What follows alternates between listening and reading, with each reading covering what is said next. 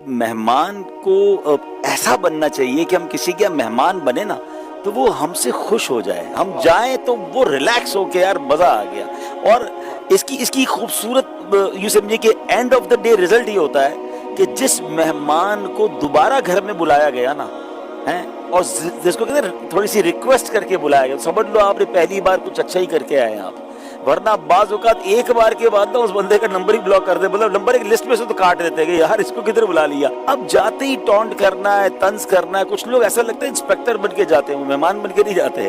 کھانے سے لے کر، بچوں سے لے کر، فرنیچر سے لے کر، کلر سے لے کر ہر چیز کا انسپیکشن کر رہے ہوتے ہیں. یہ نہیں ہونا چاہیے.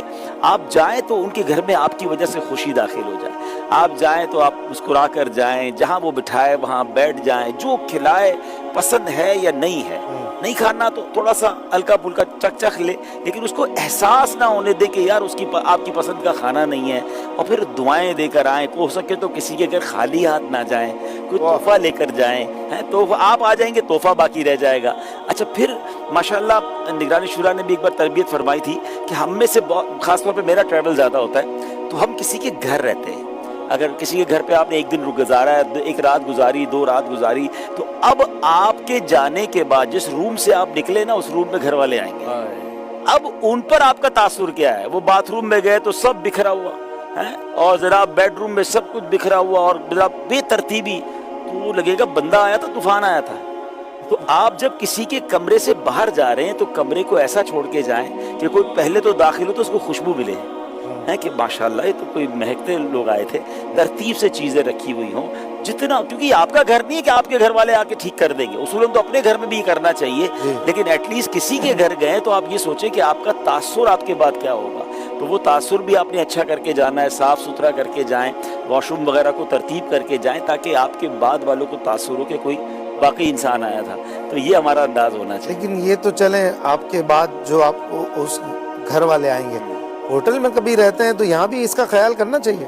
دیکھیں ہم جیسے لوگوں کو تو وہاں بھی کرنا چاہیے، کیونکہ ہمارے ساتھ تو یہ ہوتا ہے کہ ہوٹل میں داخل ہونے سے لے کر اب سارے لوگ تقریباً پہچان جاتے ہیں.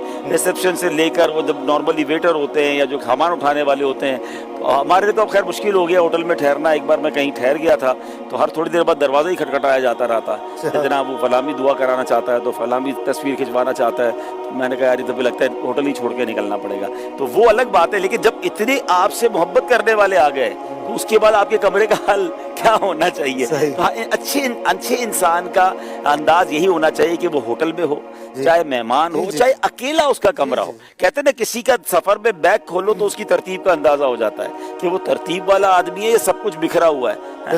وہ بیگ سے ڈھونڈ ہی رہا ہے، ایک چیز ڈھونڈنے کے لیے پورا بیگ خالی کرنا پڑتا ہے کیونکہ پتہ ہی نہیں کون سی چیز کہاں رکھی ہے. تو بہرحال اگر یہ انداز ہماری اپنا بیگ خود بھرنا چاہیے، اپنا بیگ تاکہ خود نکالنا ہے بعد میں، تو بہتر تو یہ کہ خود بھرے. اگر گھر والوں نے بھر دیا تو دیکھ تو لیں کون سی چیز کہاں پر ہے.